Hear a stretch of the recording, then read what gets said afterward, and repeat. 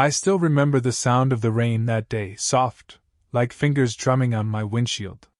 The sky was bruised gray, and I had just helped Miss Loretta, my 80-year-old neighbor, into the clinic for her weekly dialysis.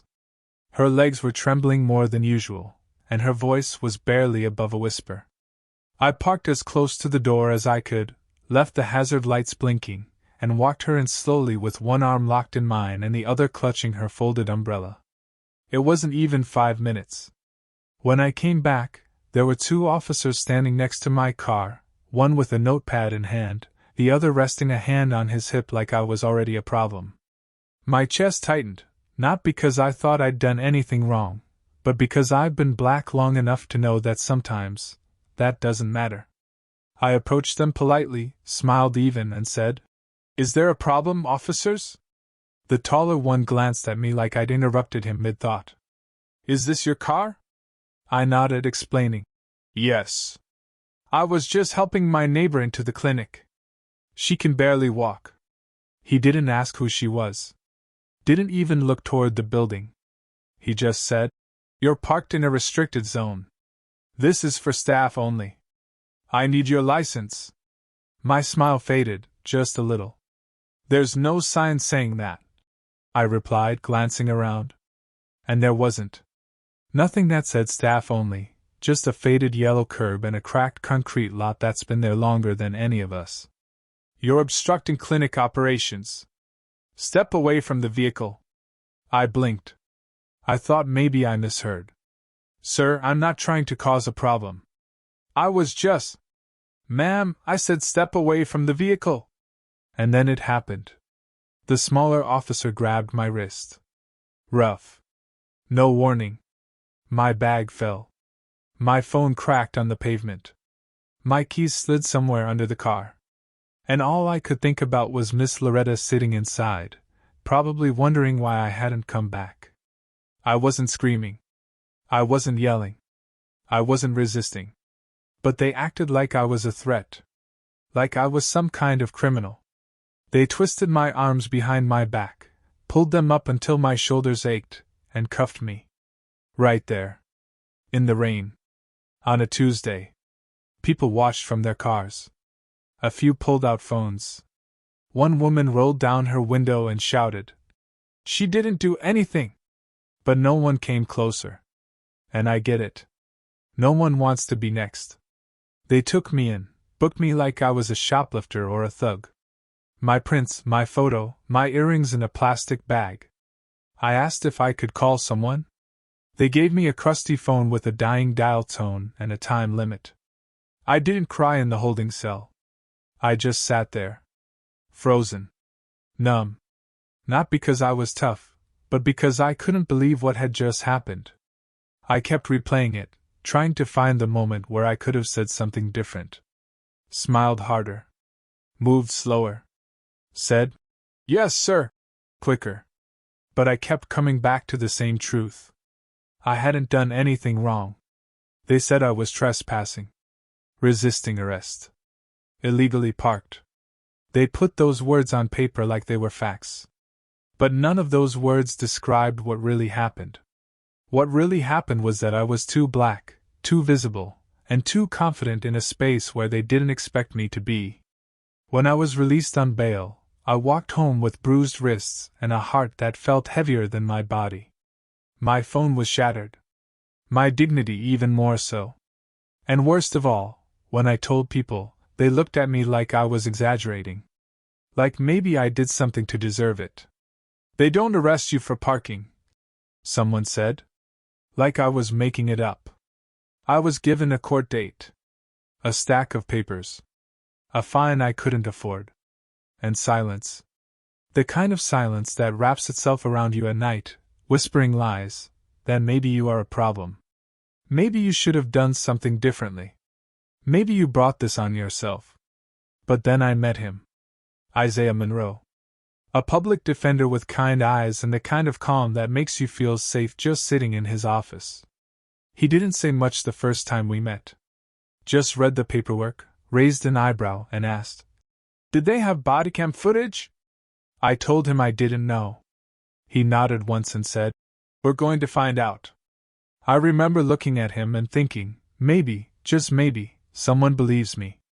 He filed a request with the court. Asked for every second of footage. Every angle. Every clip. He told me to be patient. Told me that sometimes the truth is buried in pixels, and we just have to wait for it to surface. And I did. I waited. For weeks. While the world moved on, I sat in my small apartment watching the door, dreading the next court date, wondering if a judge would see me the way those officers did, as a headline. A file. A problem. But Isaiah? He wasn't just building a case. He was building a reckoning. And deep down, I started to feel something I hadn't felt in weeks. Hope. Because sometimes, when you've been silenced, all it takes is one person to say, let's listen. What happened in that courtroom? I'll never forget. But that's a story for next time. Court felt like another kind of arrest. The fluorescent lights were too bright. The room too cold. Every shuffle of paper sounded like thunder in my ears. And yet I sat there, straight-backed, silent, my hands folded tightly in my lap, trying to hold myself together while the same officers who dragged me from that clinic parking lot strutted into the courtroom like they owned it. One of them even nodded at the judge like they were old friends. I looked over at Isaiah. He didn't smile. Didn't blink. He just leaned toward me and whispered, "Let them talk. Then we show them everything." The prosecutor stood up and began reciting a version of my story I didn't recognize. According to her, I had verbally escalated, refused orders, and posed a threat to public safety. She used words like hostile, uncooperative, unlawfully parked, each one cutting through me like a blade, because every word she spoke painted me as someone I wasn't. But I said nothing. Because Isaiah had told me not to. And because I knew the truth was coming. Then the first officer took the stand. He looked the judge dead in the eye and said, "She was combative from the start. Refused to provide ID. Cursed us out. Created a scene." I wanted to laugh. Not because it was funny, but because it was so wildly false that I couldn't believe he had the audacity. The second officer backed him up. Said I had parked in a clearly marked staff zone, and refused to cooperate even after multiple warnings. Isaiah stood slowly. He walked to the bench, quiet and deliberate, holding a small flash drive in his palm like it held the weight of the world. "Your Honor," he said, "we would like to submit into evidence the full Bodycam footage, unedited, time-stamped, and pulled directly from the officer's own department." The judge blinked. The prosecutor shifted uncomfortably. And suddenly the courtroom got still. A quiet kind of still. The kind that only happens when everyone realizes something is about to shift. The footage began to play on the screen. And there I was, walking back toward my car, umbrella in one hand, tote bag in the other. My voice, clear and calm. "Officers, is something wrong?" The room was dead silent. The video showed everything. How I explained I was helping an elderly neighbor. How I pointed out the lack of signage. How I stood with my hands visible at all times. How I remained calm, composed, and respectful. And then, it captured them. The officers. The taller one turned to the other and said, barely above a whisper, but the mic caught it, "Let's just cite her. She's got an attitude." The smaller one replied, "Nah, let's cuff her. Make a scene. She'll shut up then." You could feel it, the ripple. The judge straightened in his seat. The prosecutor's jaw clenched. Someone in the gallery audibly gasped. And then came the final nail. As they cuffed me, the footage caught my voice trembling. "I was just helping my neighbor. She's inside on dialysis." The video ended. Isaiah turned slowly, scanning the room, then said, "No further questions." The judge didn't speak at first. Then, his voice low and clear, he said, "Case dismissed. All charges dropped." He didn't just stop there. He ordered an official review of the officer's conduct. And right there, in a courtroom where I had been painted as guilty before I even opened my mouth, the truth finally stood taller than the lie. I didn't cry until I got outside. And when I did, it wasn't out of sadness. It was release. It was rage melting off my bones. It was the weight of every silent humiliation, every unspoken fear, every moment I'd wondered if I mattered, falling to the sidewalk like the rain from that day. A reporter caught up to me, shoving a mic in my face. "Do you have anything to say, Miss Carter?" I looked into the lens steady. And said, "This was never about parking. It was about power. And power lost. That clip? It went viral. But I didn't care about the views. I cared that, for once, the truth didn't need me to scream. It just needed someone to press play." Isaiah shook my hand like we just closed a battle. He said, "You did good, Molina. But here's the thing, I shouldn't have had to. I shouldn't have had to prove I was human. I shouldn't have needed a bodycam to confirm my worth. I shouldn't have been arrested for being kind. And yet I was. And still, I rose. This isn't just my story. It's a warning. Because if it happened to me, it could happen to someone you love. Someone who didn't look like trouble. Someone who wasn't even doing anything wrong. So if you ever hear someone say, "It's just a parking ticket," you tell them about me. Tell them about the tape. Tell them that the truth has a voice. And this time, it won. They say the courtroom is where justice is served. But nobody tells you what happens after. After the gavel falls. After the crowd disperses.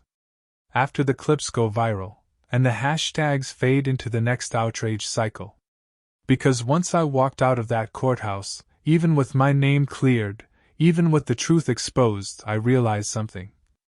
Freedom isn't just about being let go. It's about reclaiming yourself. And that was the hardest part. In the days that followed, my phone never stopped buzzing. Friends, family, strangers, some crying, some angry, some just saying, "Thank you for not staying silent." There were interviews. Podcast requests. Even a law school professor emailed me asking to use my case as an example of systemic failure and legal bias. But no one, and I mean no one, asked how I was sleeping. Because I wasn't. I'd wake up to phantom hands pulling at my wrists. I'd jolt out of bed to the echo of someone shouting, "Step away from the vehicle!" The footage might have ended, but the memory looped in my mind every night like a horror film I couldn't pause. And in the daylight? I still flinched when I saw flashing lights. Still hesitated before pulling into unfamiliar parking spots. Still looked over my shoulder when I heard boots on concrete. I went back to work the next week. Tried to blend in, act like nothing had changed. But everything had. The receptionist hugged me when I walked in. One of the nurses left a sticky note on my desk that just said, "You make us proud." And yet, a part of me still felt like a ghost. Like I'd been buried and resurrected, but came back different. Tired. Older. Wiser, sure, but also worn. I got a call from Miss Loretta a few days later. Her voice cracked when she said, "Baby, I saw you on the news. I told them you didn't do anything." That made me cry harder than anything. Because she was the reason I parked there in the first place. She was the reason I got arrested. But she was also the reason I stayed calm. Because when they slammed those cuffs on me, I kept thinking, if she walks out and sees this, what will it do to her? She's a black woman who lived through segregation. Through hoses and dogs and schools that shut their doors in her face. And I didn't want her to see me dragged into a car like it was 1963 all over again. But when I told her that, she just said, "Honey, we didn't survive all that so you'd stay silent now. You did right. You made us visible." Her words stayed with me. Because for so long, I thought survival meant shrinking. Now I realized it meant shining. A week later, the footage from my case was broadcasted again. This time, not as a viral clip on social media, but during a community town hall on local policing reforms. My story had made it into policy meetings, into advocacy circles, into classrooms. And people began to talk. Really talk. A mother stood up in that meeting and said, "My son is 17. If he gets treated like she did, I want him to know what to do, and that he's not alone." A local pastor said, "This case proves we need to mandate bodycam transparency, not just when it's convenient." Isaiah and I were invited to speak. He wore a navy suit. I wore the same white blouse I was arrested in, cleaned, pressed, like armor turned to silk. When I stepped up to the mic, my hands trembled. My knees felt like hollow wood. But then I looked into that room, filled with people who had come not just to listen, but to learn, and I found my voice. I said, "What happened to me wasn't rare. It was just recorded. Justice isn't what happens in court. It's what we demand after." That night, a local paper ran the headline, "From parking violation to policy change, Molina Carter's story inspires a city." But you want to know the truth? I never wanted to be a symbol. I just wanted to help an old woman walk into a clinic. That's it. Everything else, the headlines, the interviews, the speeches, came after the damage. I started getting letters. Dozens. From teenage girls. From veterans. From women who said they'd faced their own silencing, in offices, in police cars, in families that didn't believe them. One letter was from a 13-year-old named Kiara. She wrote in pencil, "When I saw you on the news, I told my mama, she looks like me. And now I know that if someone is mean to me for no reason, maybe I don't have to stay quiet." I folded that letter and kept it in my wallet. Because that was the real win. Not the case dismissal. Not the legal technicalities. But the fact that a little black girl now believed her voice mattered. But not everyone celebrated. Some called it overblown. Some said I got lucky. Some even sent hate mail, the kind that stinks of bitterness, of fear, of men who can't stand to see a woman stand tall. One email read, "You think you're some kind of hero? Next time, just follow the rules." I didn't respond. Because I knew the truth. I did follow the rules. They just didn't follow their own. And while some people still see me as just another angry black woman, I see something else when I look in the mirror now. I see someone who refused to disappear. I see someone who turned silence into a siren. And as long as there are people like Kiara out there watching, I'll keep speaking, not because I want to, but because I have to. Because for every injustice caught on tape, there are hundreds that never see the light. And maybe, just maybe, my story is the spark that lights the next one. But this journey? It's not over. Because the department still hasn't issued a formal apology. Because the officers are still in uniform. Because the system is still broken. And in Chapter 4, you'll see just how deep that brokenness goes, and what happened when I came face to face with the very officers who tried to bury me. Let's just say, they weren't expecting what came next. They say time heals all wounds. But what they don't tell you is that some wounds scar over while the infection still lingers underneath. They look closed. They feel numb. But they're still festering. That's what it felt like every time I saw a patrol car after the trial. Even when I knew they weren't the same officers. Even when I was walking freely. Even when strangers passed by and smiled, saying, "You're that woman from the news." I'd smile back, but something inside me always clenched. My heart would sprint. My breath would shallow. Because the truth is, I was still waiting for the other shoe to drop. Until the day I got a letter. Official. Government seal. Legal size envelope. Inside, a summons. No, not to be arrested again. This time, I was being invited to testify.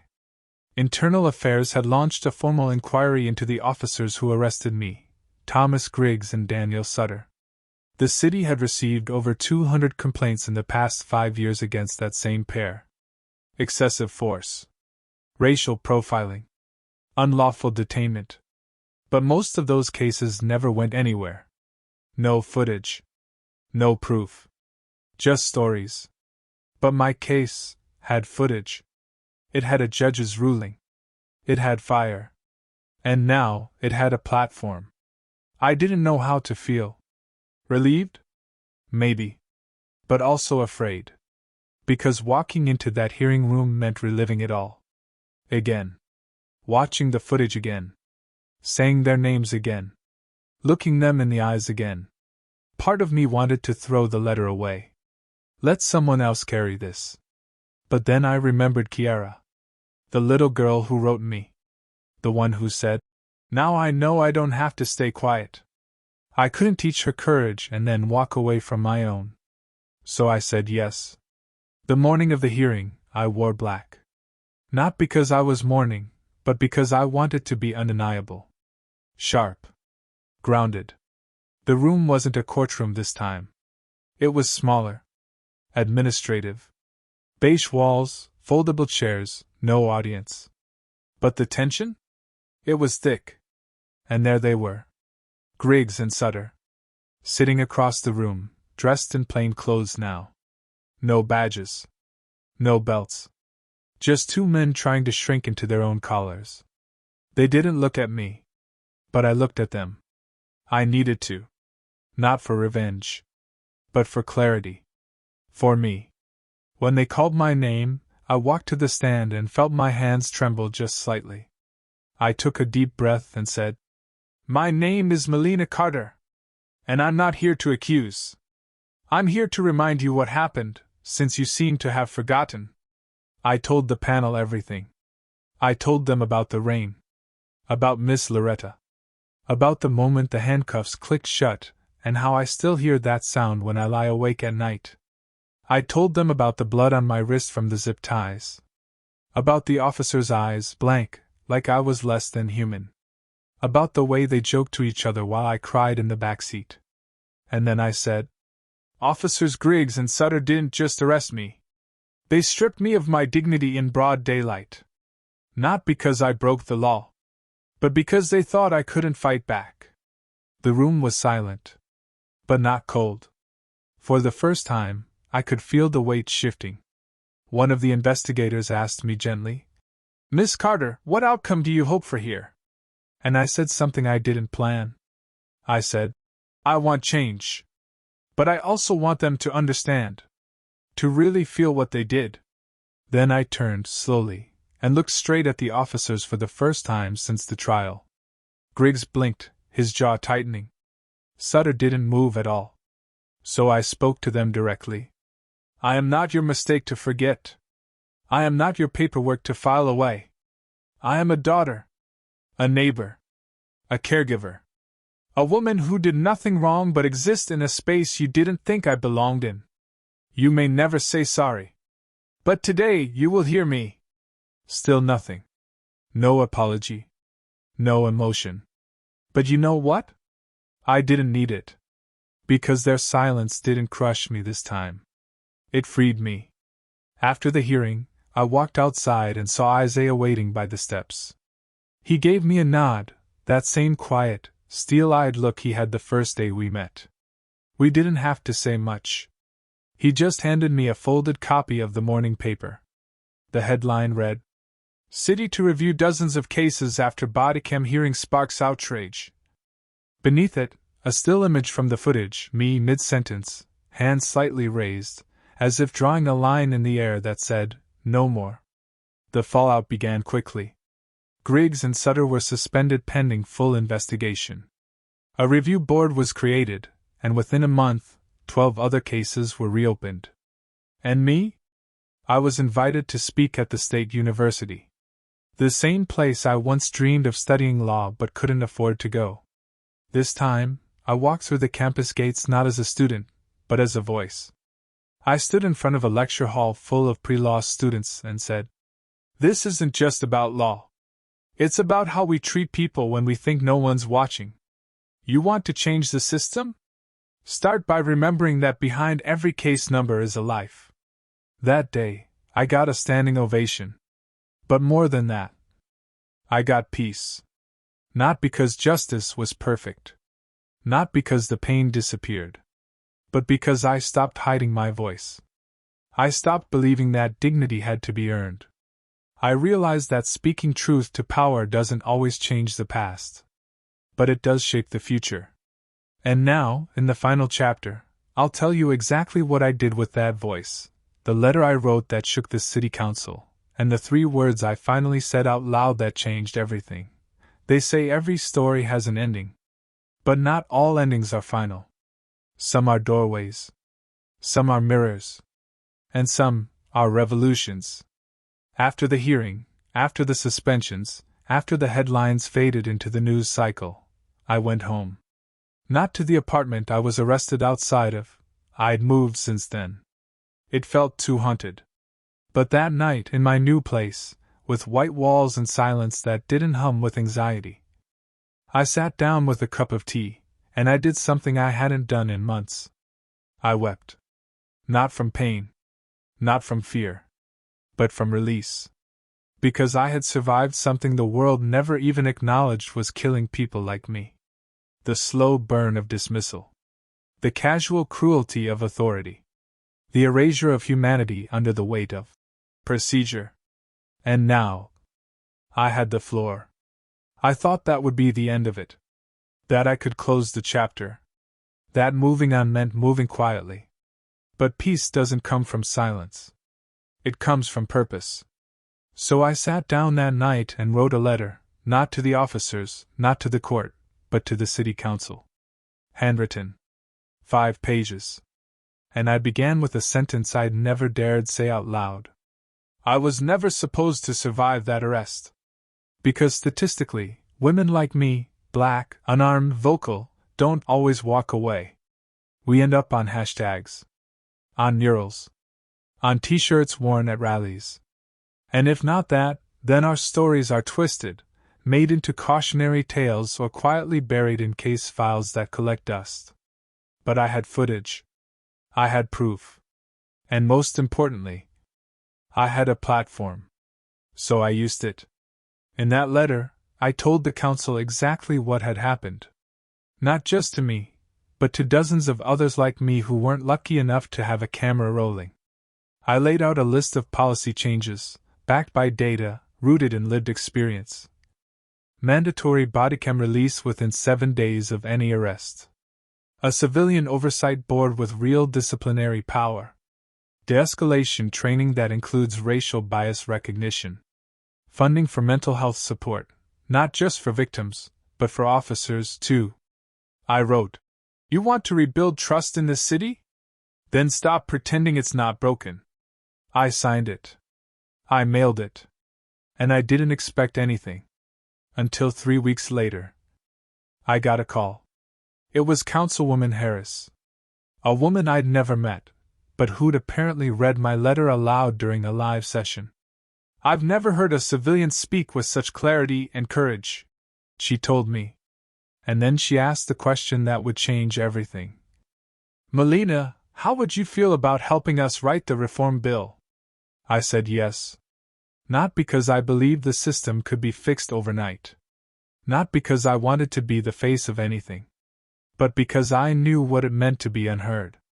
And I never wanted another girl like Kiara to go through what I did.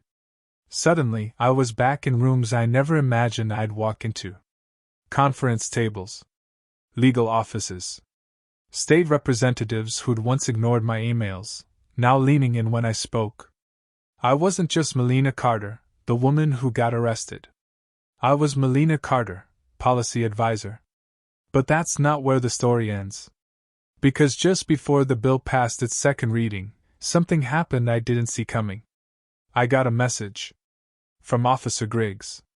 No public apology. No press conference. Just a private note. "I watched your speech. I didn't think you'd remember my face. But I'll never forget what I saw in yours. I'm sorry. I didn't see you then. I do now." I sat with that for a long time. Forgiveness is heavy. It's not always owed. But sometimes, it's the last key that unlocks the door to real change. And while I didn't write back, I whispered something that night, Not for him. For me. I forgive you. But I won't forget. Because forgetting erases the fight. And I've only just begun. Today, the bill is called the Carter Reform Act. It passed with 8 out of 9 council votes. It mandates all the reforms we demanded. It created an annual civilian review summit, named after me. And it funds education programs in local schools that teach young people their rights, before they have to learn them in handcuffs. I've spoken in 5 cities. Been on 2 national panels. And I've received more than 700 letters, from mothers, from daughters, from teachers, from officers, all saying one thing. Thank you for not staying quiet. But the greatest honor? It came on a Sunday morning. Outside the very courthouse where it all began, a mural appeared overnight. It wasn't flashy. No names. Just a painting of a black woman with her hand raised, not in protest, but in presence. And underneath, in simple letters, "We see you now." I stood there for a long time. The wind tugged at my coat. The sky cracked open with sunlight. And in that moment, I didn't feel like a victim. Or a survivor. Or a headline. I felt like the start of something. Because some stories don't end in darkness. Some end in dawn. And I, Molina Carter, will never be unseen again.